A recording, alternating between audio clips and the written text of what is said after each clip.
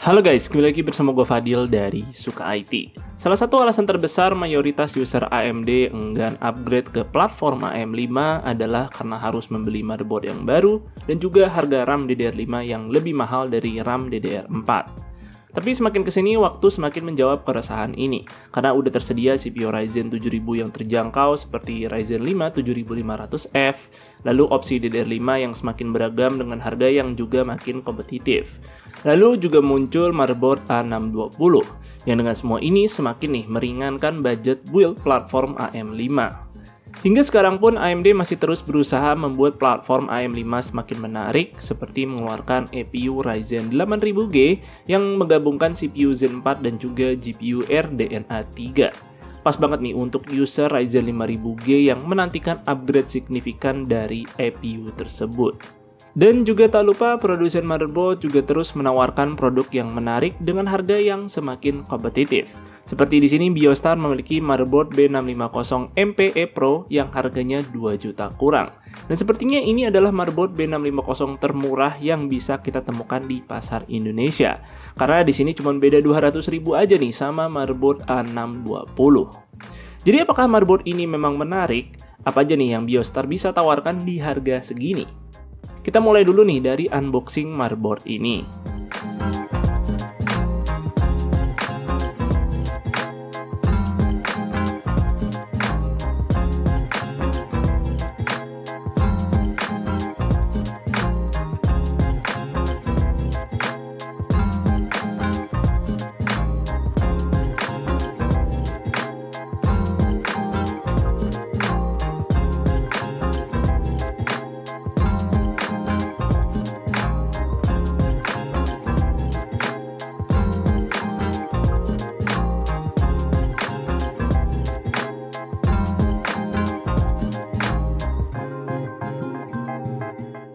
Secara form factor sih motherboard ini merupakan micro ATX dengan 4 buah slot RAM.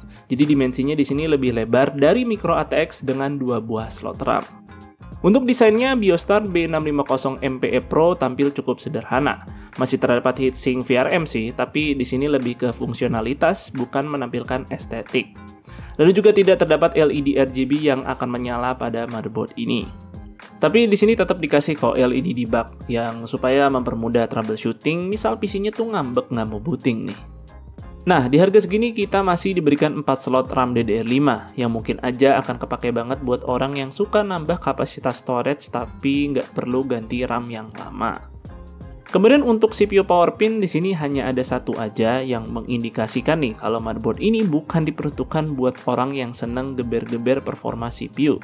Ya walau memang si chipset B650 itu bisa buat overclocking. Tapi kalau kalian pingin overclocking CPU sampai mecahin rekor leaderboard, kayaknya sih tempatnya bukan di motherboard ini.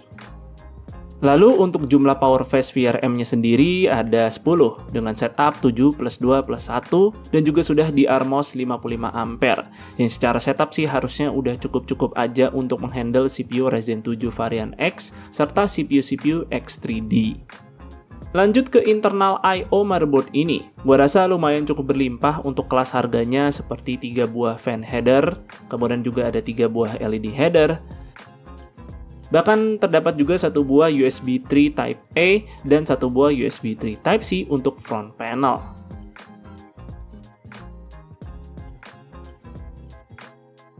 Kemudian soal jumlah PCIe slot ternyata lumayan cukup berlimpah nih di sini. Dan menariknya slot M.2 pemasangannya nggak butuh pakai baut lagi.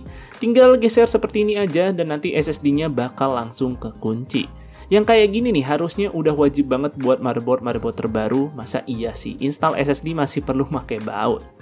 Nah tapi sayangnya aja untuk sebuah motherboard B650 kita belum mendapatkan slot PCIe 5.0 di sini. Kemudian beralih ke rear I/O yang ternyata jumlah USB portnya di sini cukup berlimpah nih, bahkan juga masih dapat USB Type C.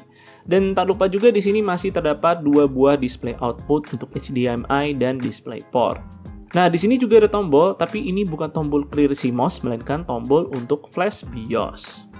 Nah, dari semua rear I/O yang ada, ternyata gua malah dibikin salfok nih sama port PS2 yang di sini bikin rasa nostalgia aja nih, karena emang udah makin jarang ditemukan pada motherboard PC modern.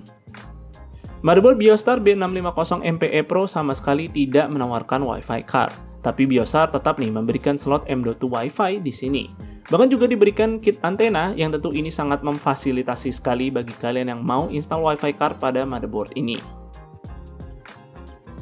Masuk ke pembahasan BIOS nih.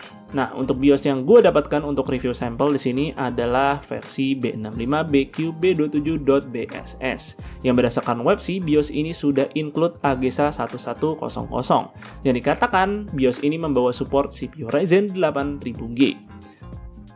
Bahkan per Januari 2024 ini sudah ada update BIOS lagi, jadi Biostar ternyata cukup rajin lah memberi update BIOS pada motherboard ini.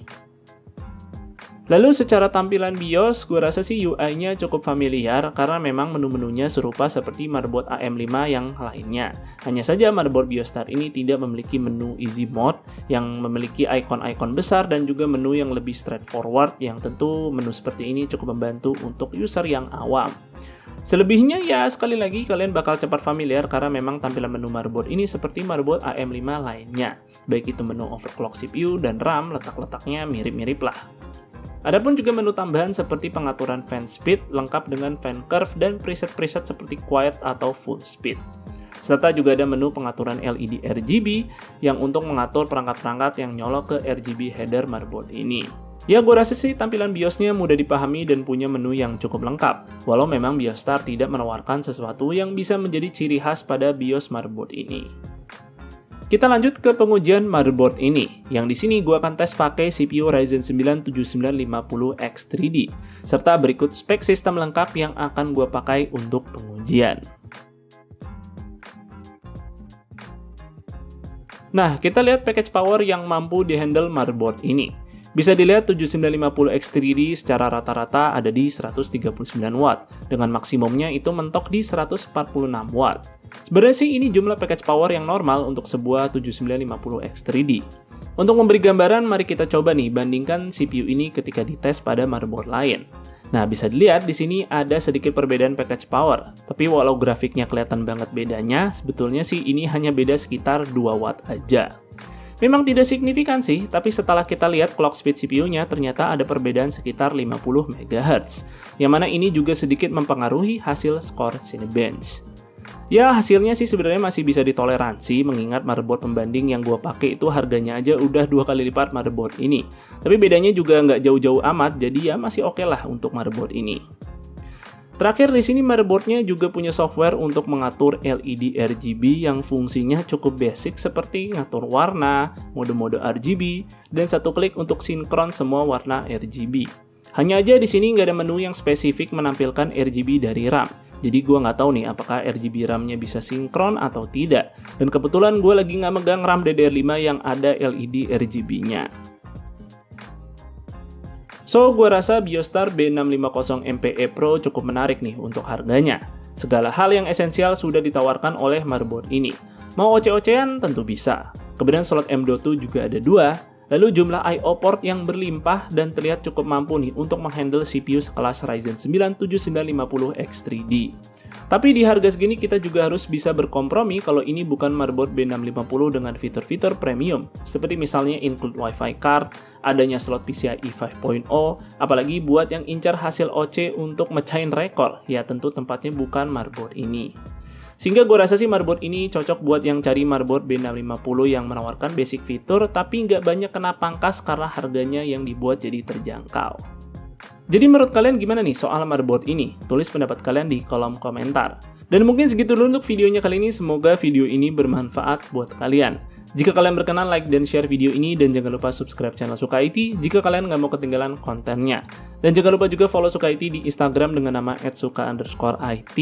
Gue Fadil dari Suka IT pamit undur diri, see you on the next video.